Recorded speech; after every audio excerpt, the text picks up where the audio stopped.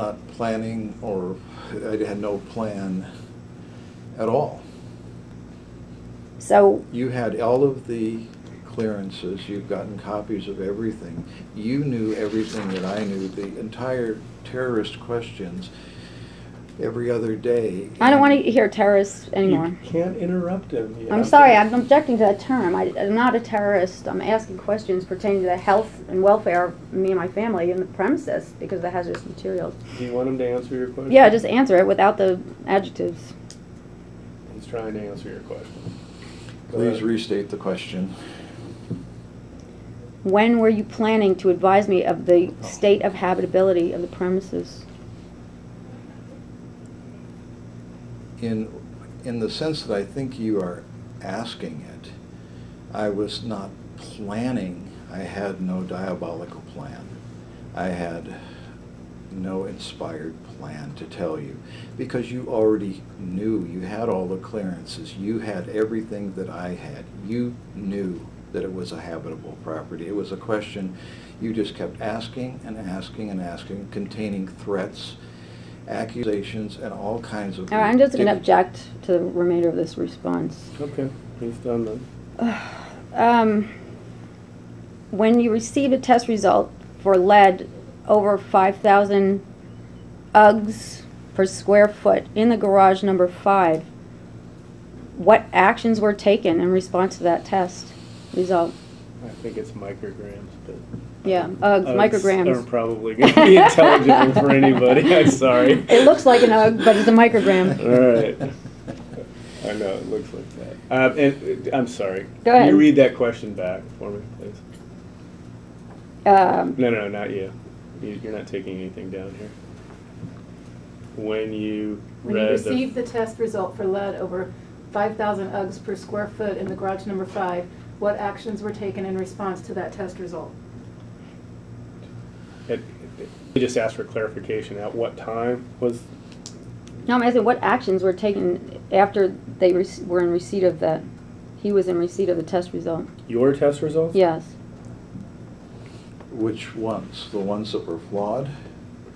I'm not going to submit flawed test results, so assuming they're not flawed, assuming I'm submitting test results to you 5,000 micrograms per square foot, do you have a duty to investigate?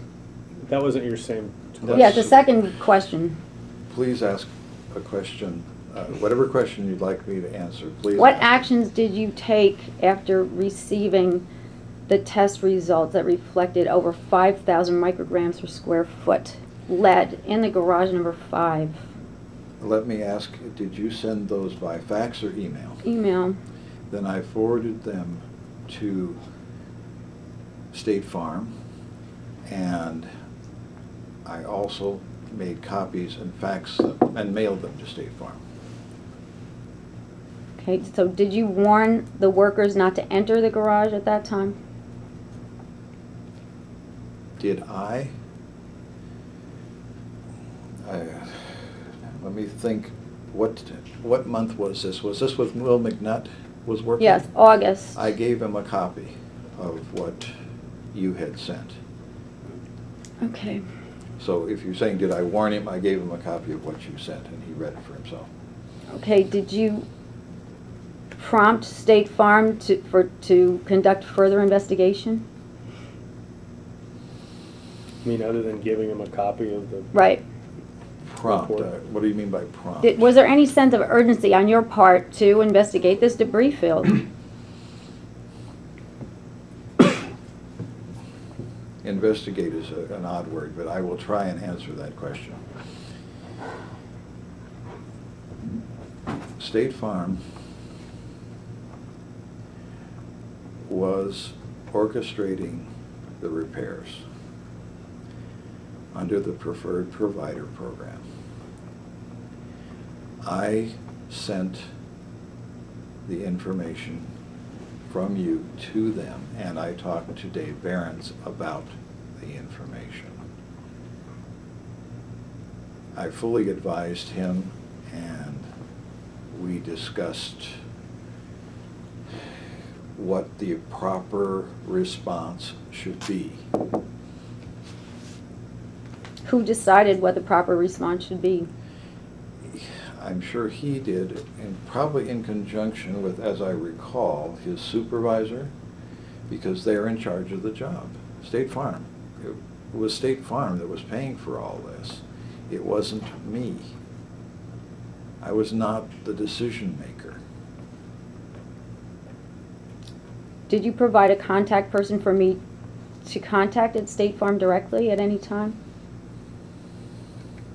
Not that I recall. And I think you asked me that question before. Okay, well, I apologize. I understand you have a duty to protect tenants from third-party criminals, Wait, criminal acts what? of third parties.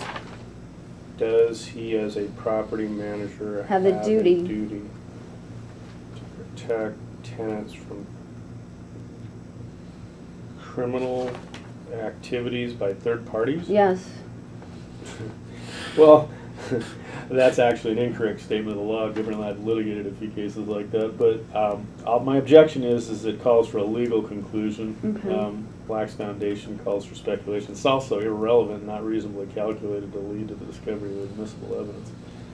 Well, if it's found... Wait.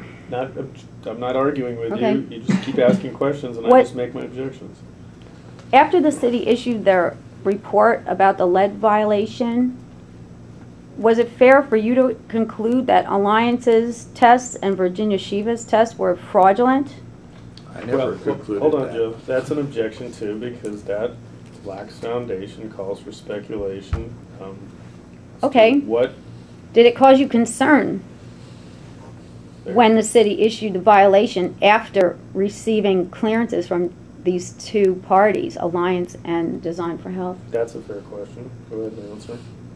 Yes, and I sent the notice to State Farm immediately.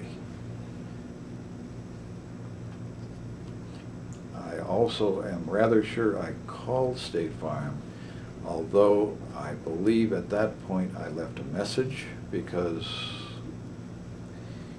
the adjuster was not available to the phone at that time, and he returned the call later. Okay, are you aware of any local ordinances that would prevent you from evicting a person with a disabling illness? Well, objection. Again, you've got to ask the prefatory questions, but the objection is that it assumes facts not in evidence, it calls for speculation, lacks foundation. Oh, he's a PhD in real estate law. He should know what the Doesn't what know. local ordinances are. Listen to what your question was. The question No, is... we're not doing this. We're not going to argue. I'm just making my objections. You ask your questions. The objection is, calls for speculation, lacks foundation for a medical opinion as to what a disabling illness is.